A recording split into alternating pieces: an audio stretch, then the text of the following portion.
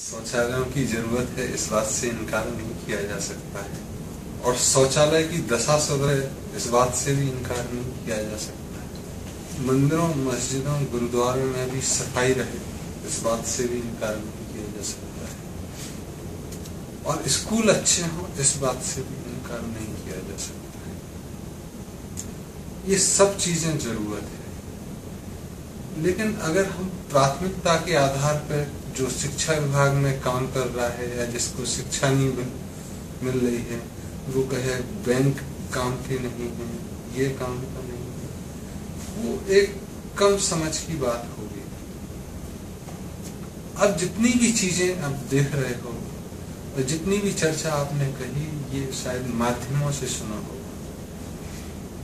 अगर आप दुनिया के माध्यमों को देखें, तथाकथित मीडिया को,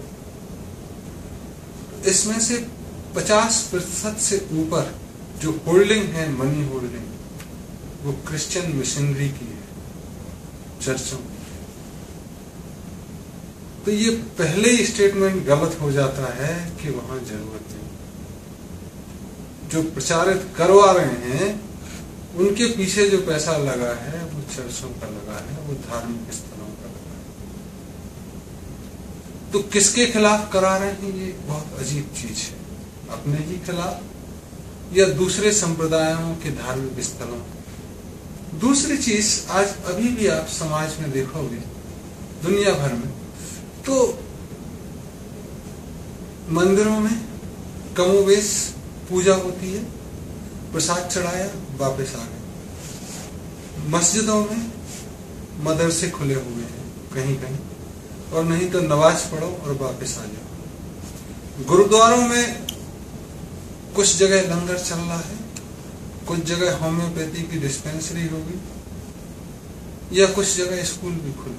बौद्ध विहारों में कमोबेश प्रार्थना स्थल है, थोड़ा खाना है और पूजा की पद्धति है, ज्ञान की चर्चा।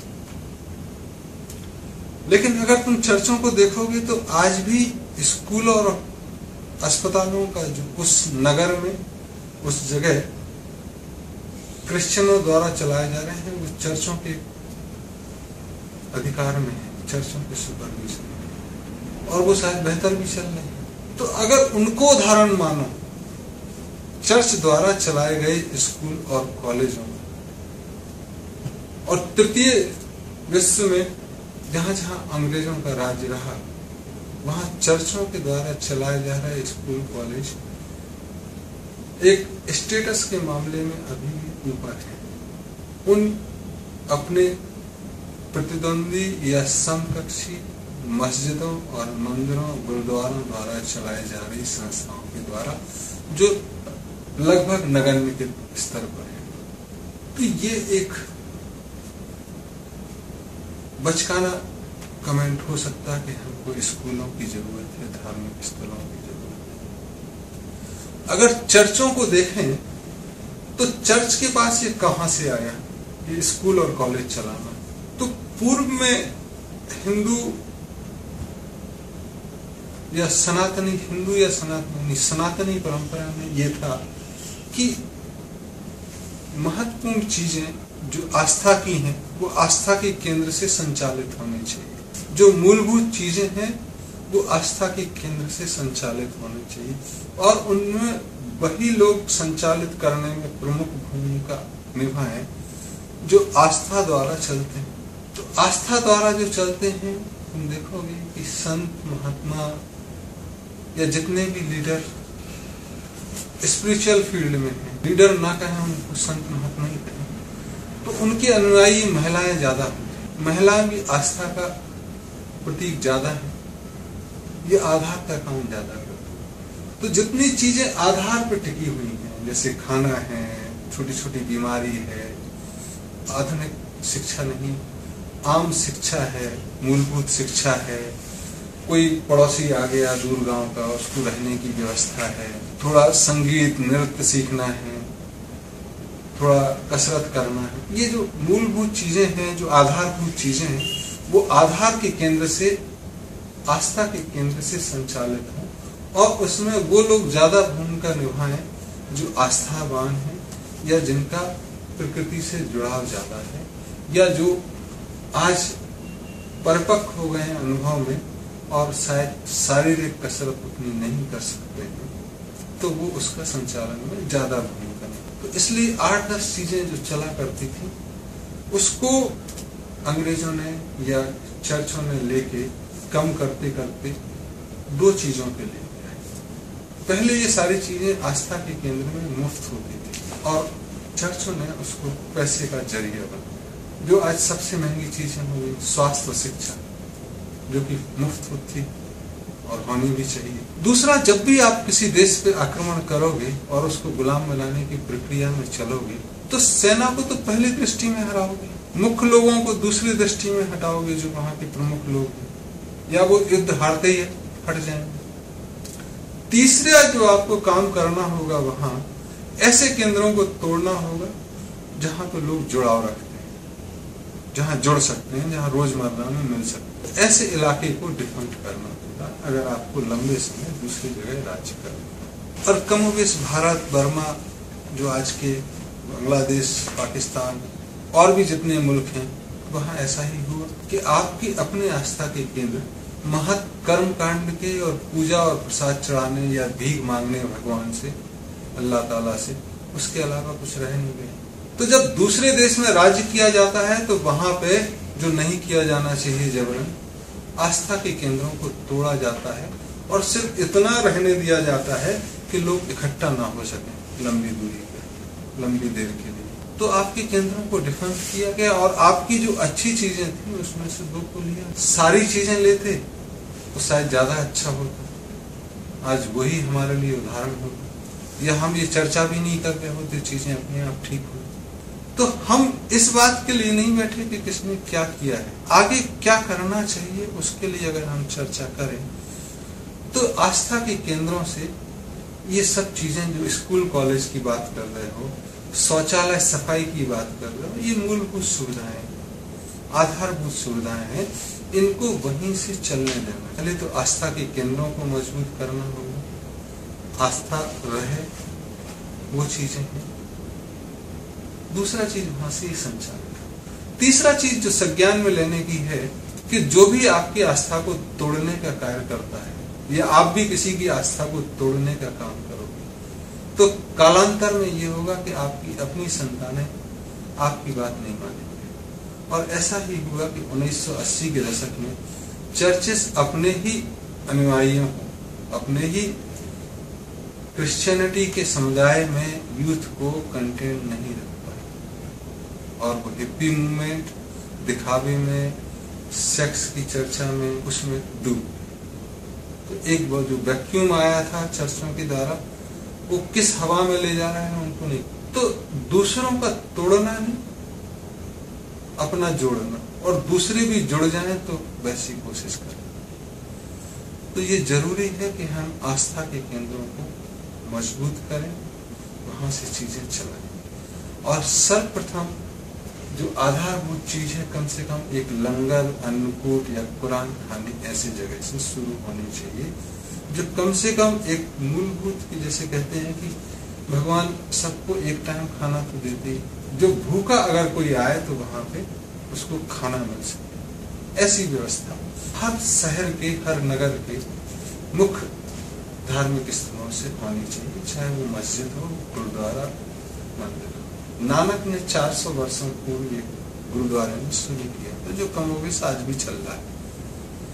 ऐसी शुरुआत सब जगह होनी चाहिए। और जब ये होगी तब क्या होगा कि लोग जुड़ेंगे तो कुछ काम भी तो करेंगे, यहाँ खाना खाएंगे तो कुछ काम करेंगे। आज तो जो होता है कि 2 रुपए किलो चावल ले जाओ, 1 रुपए किलो ले जाओ, तो वो तो अपने घर ले जाके पकाएगा, उससे जुड़ाव नहीं होगा और चीजें नहीं करेंगे, उससे भिक्षावृत्ति की तरफ या आलस्य की तरफ चीजें बढ़ेंगी। लेकिन अगर आप धार्मिक केंद्रों में करोगे तो फिर कल के दिन खाना बनाने में भी सहयोग कर सकते, बर्तन धोने में भी सहयोग कर सकते हैं, सफाई रखने में भी सहयोग कर सकते हैं, कुछ तो रीपे करेंगे।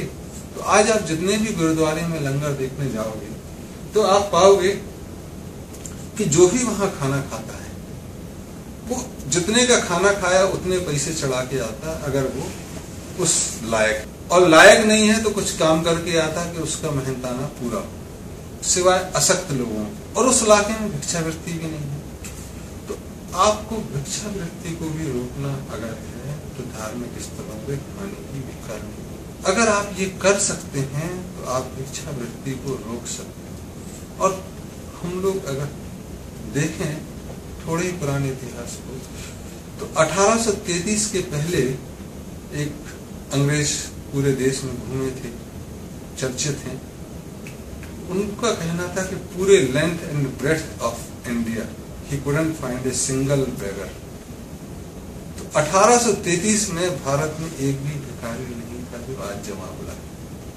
अगर ये खत्म करना है तो पहले भूख की व्यवस्था तो करनी ही होगी। और अगर आप ये कर सकते हैं तो जो पब्लिक डिस्ट्रीब्यूशन सिस्टम है, इसका भी आप काफी हद तक धार्मिक स्थलों को जिम्मेदारी लेने के लिए आगे बढ़ा सकते हैं, या पीडीएस पूरा का पूरा बंद भी कर सकते हैं। इमरजेंसी स्टॉक, आपातकालीन व्यवस्था सरकार बनाए रख सकती है, बाकी काम मंदिर मस्जिद गुरुद्वारे संभाल सकते हैं। और ये संभालना चाहिए। हम चाहेंगे कि भगवान इतनी हमको शक्ति दे कि इस दिशा में हम कार्य कर सकें। लंगर हम शुरू करवाना चाहेंगे और इस दिशा में कदम भी बढ़ाएंगे। वहां से सफाई और बाकी आधारभूत चीजें चले, ऐसे हमारे प्रयास में। फाइनेंस वाला फाइनेंस का पूछे क्वेश्चन तो अच्छा है। धार्मिक स्थलों की स्वच्छता बढ़ जाएगी और बहुत सारी चीजें उनके थ्रू रूट होंगी सरकार की, लेकिन फिर ये कैसे हम सुनिश्चित करेंगे कि वो वहाँ पे करप्शन नहीं होगा, वो अच्छे से चलाएंगे उस चीज़ों को, उन चीज़ों को? उसके लिए क्या रेगुलेशन होंगे, कैसे होगा? समस्या ये है कि हम या सरकार अपने आप को इस भूमिका में ले लेती है कि वो शासन कर रही है और सब कुछ चला, जनता उसके डंडे से हकनी चाहिए। पहले तो ये भावना गलत है। जब सरकार जनता की, जनता के द्वारा, जनता के लिए है, तो जनता ने अपने लिए सरकार चुनी है, ना कि सरकार के लिए वो पैदा किए गए हैं भगवान के द्वारा। ऐसा ही न्याय व्यवस्था को भी लगता है कि समाज न्याय व्यवस्था के लिए पैदा किया गया है, जबकि न्याय व्यवस्था समाज में बनाई है अपने बीच सुचारू रूप से चलने के लिए। तो जब सरकार का चयन करते हैं जनता, तो उनकी मजबूरी होती है कि एक बाह्य सुरक्षा, एक अंदरूनी कार्य व्यवस्था जहां बहुत ज्यादा लॉजिस्टिक्स की जरूरत है, बहुत ज्यादा पैसे की जरूरत है, विदेशों से कैसे संपर्क में है, इसके लिए सरकार का चयन करती है, उनकी मजबूरी है। और साथ ही वो ऐसे संस्था या ऐसे दोस्तों का चयन भी करती है जो उसके रोजमर्रा के लिए जरूरी होती है। धार्मिक स्थल या ट्रस्ट जो बनाते हैं लोग, वो ऐसे ही काम के लिए। तो एक व्यक्ति के दिमाग के लिए जरूरी है, दूसरा दिल के पास होता है। दिमाग हमेशा सोचता है कि सब पे कंट्रोल करें, सब पे शासन करें। पहली चीज तो यहाँ से उभरना। दूसरा, आप कंट्रोल कर रहे हैं इसलिए करप्शन है, नियंत्रण कर रहे हैं इसलिए लोग अनियंत्रित हो रहे हैं। तीसरा, पिछले 200 वर्षों में जब धार्मिक संस्थानों को डिफंक्ट किया गया, बेकार किया गया, सिर्फ पूजा ही रखी गई है, तो लोगों के श्रुति और स्मृति में तो यह है कि मंदिर जाओ, सारी समस्याएं दूर होंगी, मंदिर में चंदा देना है जिससे वो अपने कार्य कर सके। काम सारे खत्म कर दिए। काम सरकार वेलफेयर स्टेट है, मैं ही स्कूल चलाऊंगा, मैं ही शौचालय बनाऊंगा, मैं ही लोगों का लेटरिन साफ करूंगा। जो काम जनता खुद कर सकती थी वो आपने अपने हाथ में लिया। तो आपको इस मानसिकता से निकलना होगा कि हम सब काम नहीं करेंगे, समाज अपने लिए खुद कुछ काम मुकर्रर करेगी, उसको करेगी। और अगर किसी खास अवस्था में वो फेल होती है तो सहयोगात्मक भूमिका का निर्वाह करेगी सरकार, तब ये चीजें चलेंगी। तो कुछ छोड़ना होगा। हम ये कैसे मान लें कि आप ठीक रहोगे, हम आपको जिम्मेदारी, ये सोचना गलत है। आप जिम्मेदारी लो, हम हट रहे हैं, मजबूरी आपकी है कि म्युनिसिपल कॉर्पोरेशन नहीं रहेगा, मंदिर को, मस्जिदों को अपना ट्रस्ट बना के अपने अपने मोहल्ले की सफाई करानी, तो शायद बेहतर हो जाए। तो कुछ चीजें छोड़नी है। तो आज ये जो हुआ पूरे, अगर हम भारत में देखें तो कुछ राज्य ऐसे हैं जहां मंदिरों पे और उनकी जमीनों पे बहुत सारे मार्केट वैल्यू को बढ़ते हुए देख के वहां पे राज्य सरकार का अधिकार है उन सारे मंदिरों में। जैसे आंध्र प्रदेश, तिरुपति पे जितना चंदा आता है उसमें आंध्र प्रदेश सरकार का हिस्सा होता है या उसका ही कंट्रोल होता है, और वहां एक पूरी की पूरी मिनिस्ट्री है, एंडोमेड मिनिस्ट्री के नाम से जानी जाती है। तो वहां पे जो आंदोलन चल रहे हैं कि मंदिर सरकार के अधिकार क्षेत्र से बाहर जाए। मध्य प्रदेश और दूसरे इलाके में हालत ये है कि कुछ मंदिरों के पास 300, 350 एकड़ जमीन, और जो लोग कब्जा रहे हैं, या कुछ जगह इतनी धांधली हो गई है पंडितों या मुल्लों की कि उनके धार्मिक स्थलों में वो चाहते हैं कि सरकार का नियंत्रण हो। दोनों विपरीत परिस्थिति है। जहां सरकार का है वहां लोग सरकार से बाहर निकलना चाहते हैं, जहां बाहर है वहां सरकार का चाहते हैं। एक समाज को और सरकार को एक सहयोगात्मक भूमिका निभानी होगी कि ये काम आप करोगे और अपने मंदिरों का संचालन करोगे। ये जिम्मेदारी आप ले सकते हो। शिक्षा प्राथमिकी तक कोई भी मंदिर मस्जिद चला सकते, बशर्ते वो धर्मनिरपेक्ष हो। मस्जिदों में क्रिश्चियन लड़के पढ़ सकें, सरदार के लड़के पढ़ सकें, हिंदू के लड़के पढ़ सकें, ये व्यवस्था सुनिश्चित करनी। आप कैसा भी स्कूल चला, अगर धर्म की शिक्षा देते हैं तो आपको कम से कम 2 धार्मिक ग्रंथों की शिक्षा देंगे। फैनेटिज्म बंद हो जाएगा।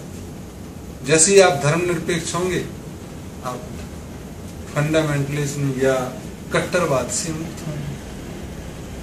इतना सा थोड़ा प्रावधान करना, और एक बार शुरू हो जाएगा तो समाज इसको अपने आप संभाले। तो अपनी जिम्मेदारी हटना है और सामने वाले को बढ़ने का मौका देना। तो कल के दिन करप्शन होगा तो वही लोग ठीक कर लेंगे अपने समाज में कि नरेंद्र अग्रवाल तुम 4 पैसे खा गए हो चढ़ोतरी के, तो बूढ़ी महिलाएं तो श्राप देंगी, बददुआएं देंगी, और पड़ोसी जीने नहीं देगा कि तो हमारे चढ़ाए हुए पैसे कैसे खा गए। लेकिन आज क्या है कि शासन दिल्ली में बैठा हुआ या लंदन में बैठा हुआ या अमेरिका में वो टैक्स लेता है, कहाँ डिस्ट्रीब्यूट हो रहा पता ही नहीं चलता। ट्रांसपेरेंसी का नाम लेते हैं, पारदर्शिता का, लेकिन वो दिखती नहीं।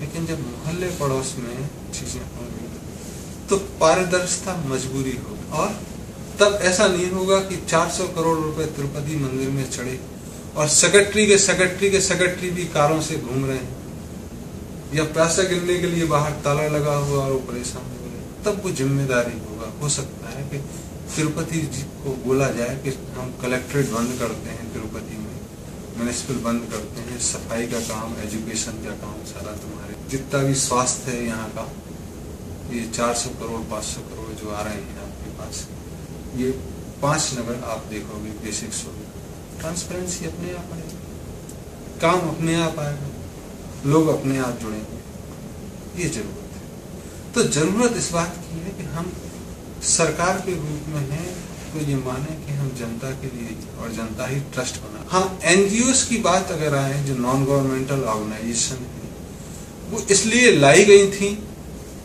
कि ट्रस्ट जो मंदिर मस्जिदों के हैं वो डिफंड किए जाएं और जनता को भरमाने के लिए दिखाया जाए कि देखो ये संस्थाएं ये काम करेंगी। जो आज चाहे वो भूकंप हो, चक्रवात हो, सुनामी हो, अमेरिका में हो, इंग्लैंड में हो, इंडिया में हो, सब जगह बेअसर साबित हुई। वो सफेद पोश पैसा निकालने का एक माध्यम जरूर हुआ। तो ये हुआ कि सारे सेनेट में सारे एमपीज, सारे एमएलए की 1-2 एनजीओ और वो पैसा निकाल, उस पर अंकुश लगाने की जरूरत है, या बंद करें तो वो भी जरूरत है। लेकिन समाज में सरोकार रहे जनता के साथ, सरकार का समाज के साथ सरोकार रहे, या उल्टे में परिवार समाज से जुड़ा रहे, समाज सरकार, तो ये चीजें आने का मतलब है।